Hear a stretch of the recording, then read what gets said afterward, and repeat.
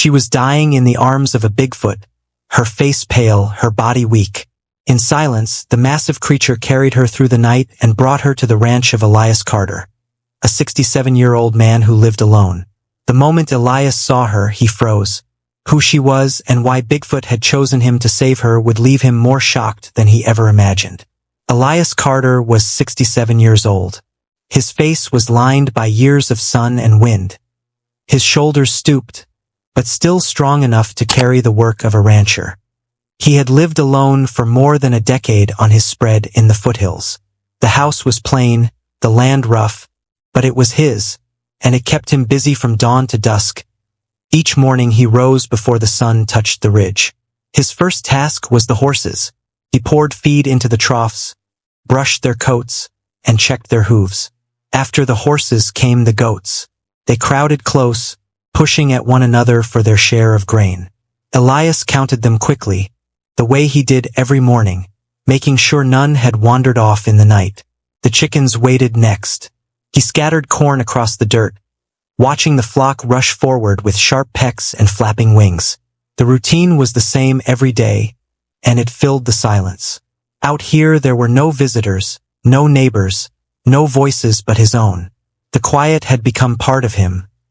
That morning was no different until the stillness broke. As Elias turned from the chicken yard, bucket still in hand, he felt something under his boots, a faint vibration in the ground. Then he heard it. Heavy steps, slow, deliberate, too heavy for any man. He set the bucket down and listened. The sound carried across the morning air, steady and sure, coming from the edge of his property near the timberline. His horses lifted their heads, ears flicking. The goats shifted uneasily. Even the chickens stilled. Elias's heart thudded. Out here, nothing should have made a sound like that. Something or someone was coming. Elias froze where he stood. The heavy steps grew louder, closer, steady as a hammer striking earth. His chest tightened. He was not a man given to fear, but he had lived long enough to know when something was wrong. He turned toward the cabin and moved quickly, his boots crunching the dirt by the time he reached the porch. The sound was nearly upon him. He slipped inside, shut the door behind him, and stepped to the front window. What he saw rooted him to the floor. A massive shape broke from the timberline and crossed the clearing in long, deliberate strides. The creature was taller than any man Elias had ever seen, its frame thick, its arms swinging like heavy ropes. Brown hair covered its body, catching the morning light in a way that left no doubt. It was a Bigfoot, but it was not alone. In its arms it carried a woman, Clara. She looked no more than 30. Her head lay limp against its shoulder, her face pale and drained of color. Her body hung weakly as though life was slipping from her even as the creature bore her forward. Elias's breath caught in his throat. In all his years he had seen death, hardship, and struggle, but never this. The image struck him hard. A beast out of legend carrying a dying woman straight to his door. His hands trembled as he pressed them against the windowsill. He felt a rush of emotion he could not explain. Fear, sorrow, even a strange pull of duty. His solitude, so solid and unbroken, had been shattered in an instant. The old rancher knew he could not stand by. He had to act. Elias stood frozen at the window, heart hammering. The creature crossed the yard and stopped a short distance from the porch. It did not roar. It did not bare its teeth. Instead, it shifted its weight and lowered its arms slightly as if to show what it carried. Clara's face was drained of life. Her chest rose only faintly. She looked close to death. Elias's fear warred with something deeper inside him. He was 67, a man hardened by loss and years of silence.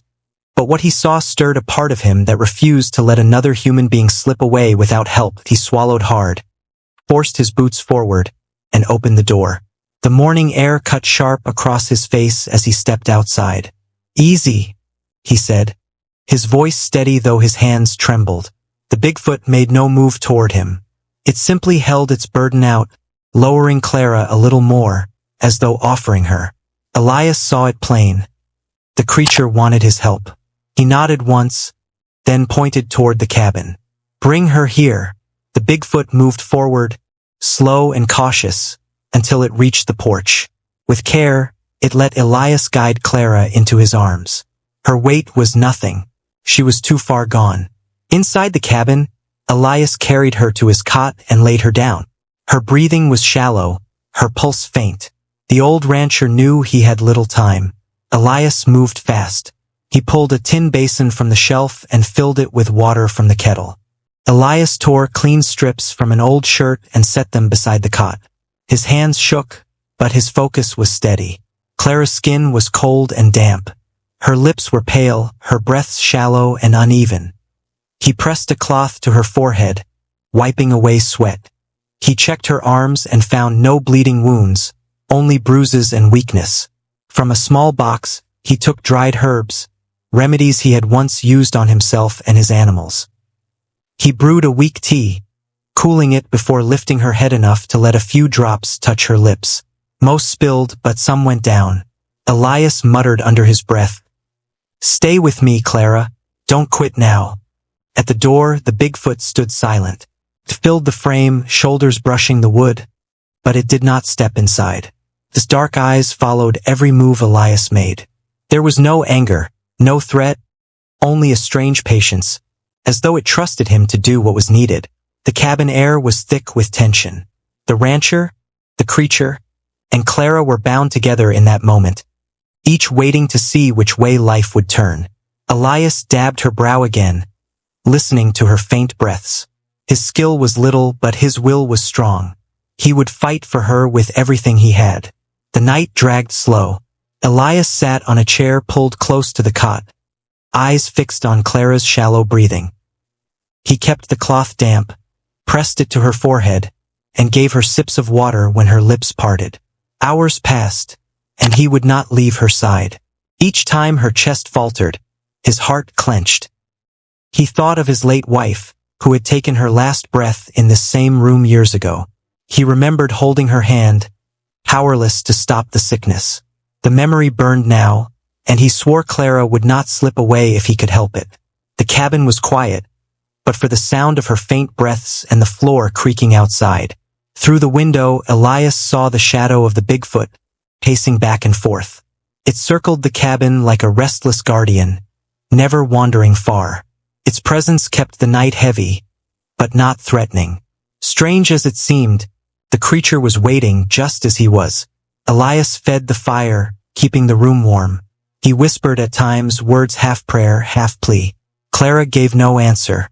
Her body was limp, her face drawn, yet her chest still rose and fell. That small rhythm was all that kept him going. At last, as the sky outside paled with the first light of morning, Clara stirred. Her hand twitched weakly against the blanket.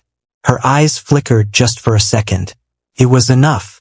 Elias leaned forward, relief washing over him. She was still alive. The first light of day spread across the foothills. Elias stepped to the window, rubbing his tired eyes.